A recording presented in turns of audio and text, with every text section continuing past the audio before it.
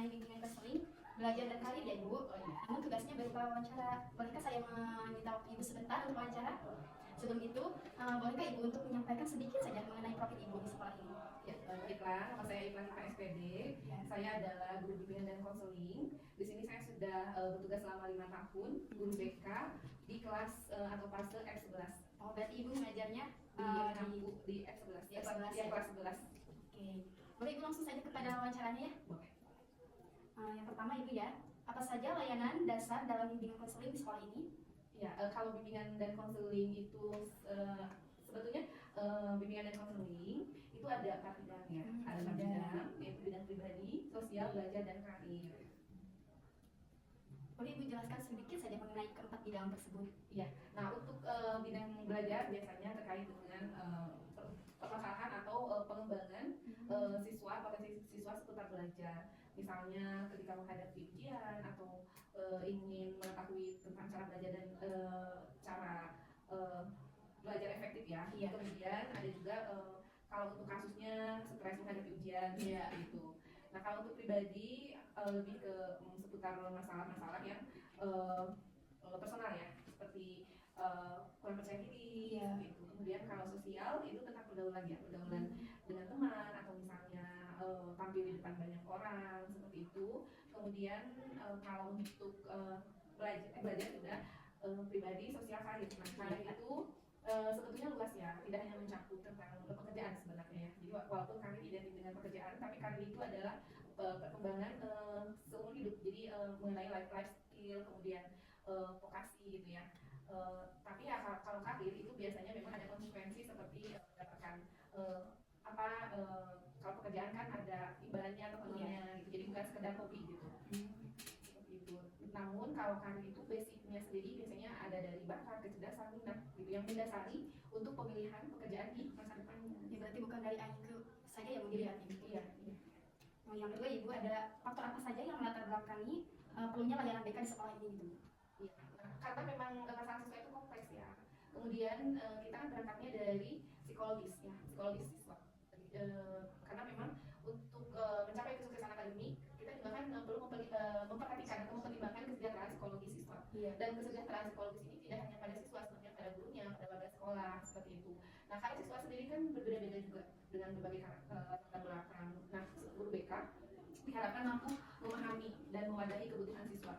Dan kami pasti akan melakukan asesmen untuk mengetahui data siswa yang sebenarnya yang melatar belakangi kalau ada sesuatu sehingga potensinya berkembang optimal dan masalahnya teratasi.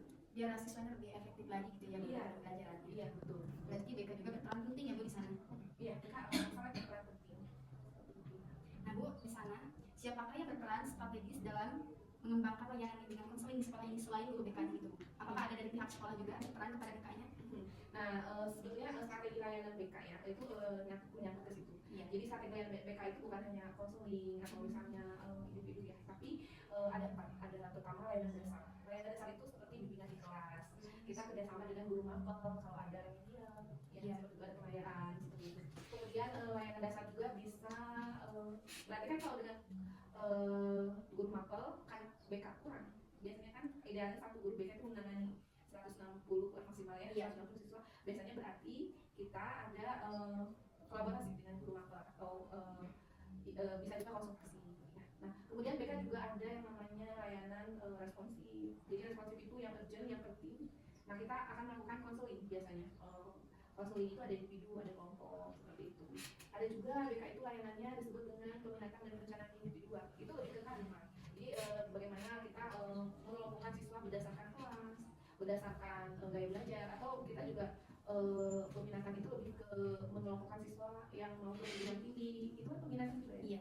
Nah kemudian ada juga dukungan sistem. Dukungan sistem itu terkait administrasi, home visit, kita kerjasama dengan wali kelas. Oh, berarti selain guru mapel ada wali kelas juga ya? Ada wali kelas. Ada juga tadi balik lagi ke layanan dasar. Jadi layanan dasar itu selain bimbingan di kelas juga bimbingan lintas kelas. Seperti kita melakukan penyuluhan narkoba, itu kan lintas kelas, dikumpulkan di suatu tempat dari berbagai kelas.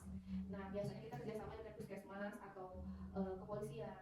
Topiknya kalau dengan puskesmas seputar gizi, kalau kepolisian seputar lalu lintas dan narkoba. Ada juga dengan perguruan tinggi biasanya atau dengan bimbingan belajar, tergantung kebutuhannya. Iya, cukup ya Bu untuk bertanya. Selanjutnya, bagaimana pengaruh lingkungan sosial dan budaya terhadap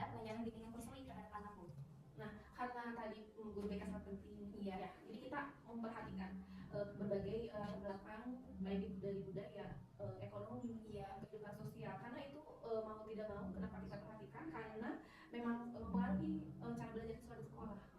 Nah, dengan siswa dengan ekonomi yang ekstrim, Iya. yang rendah, itu kadang dia berbagai kesulitan dialami seperti kesiangan karena nggak ada ongkos cari ojek, atau misalnya ada juga siswa yang memang karena faktor gizi juga sering sakit-sakitan. Ada siswa juga yang memang dengan segala permasalahan keluarga. Iya. Nah, seperti itu. Dan guru BK itu paham akan akan data-datanya sehingga mencari solusinya. Kemudian pembelajaran pun jadi tidak terhambat. Jadi perbedaan itu tidak menjadikan sebagai masalah, tapi kita coba menggali sehingga menjadikan peluang, malah untuk mengembangkan diri mereka. Jadi ya pentingnya itu di situ. Ya, pentingnya peran guru BK itu di situ ya. Bu. Iya. Nah, selanjutnya Ibu, apakah pernah ada kasus yang mungkin tidak bisa Ibu tangani oleh pihak BK sendiri? Iya, sebetulnya ya ada beberapa, seperti karena kan BK itu ada standar kompetensinya ya. Iya. Seperti di landasan juga Livius, kita kan kayak tadi seperti perbedaan, ada juga kan perbedaan keyakinan. Iya. Nah, kita tidak bisa mengubah keyakinan pada siswa, tapi kita ya sebisa mungkin diskusi gitu ya, bagaimana. Tapi pada akhirnya kan yang mesti daya Allah ya. Iya. Itu yang paling sulit. Kemudian ada juga ya terkait hal-hal yang di luar dugaan kita, misalnya siswa tiba-tiba mengundurkan diri dengan berbagai alasan, ya itu kan keputusan orang tuanya, kadang-kadang keputusan siswa itu sendiri, kita tidak bisa apa-apa. Yang jelas kita berusaha semaksimal mungkin menggali dengan kunjungan rumah kenapa dia mau keluar sekolah, tapi ya keputusan kan ada di tangan siswa sendiri, dan kita nggak bisa merubah keputusan itu. Nah, Ibu terakhir ya, hal apa saja yang menurut Ibu harus dilakukan agar program BK berjalan secara efektif dan produktif? Nah, karena BK juga sebetulnya ada hitungannya ya, ibaratnya kayak tadi Ada target nggak ya? Iya, bisa jadi, tapi kita kan berangkatnya dari programnya. Jadi kan program BK itu ada ibaratnya ada patokannya. Misalnya dari program kita sebelumnya melakukan assessment.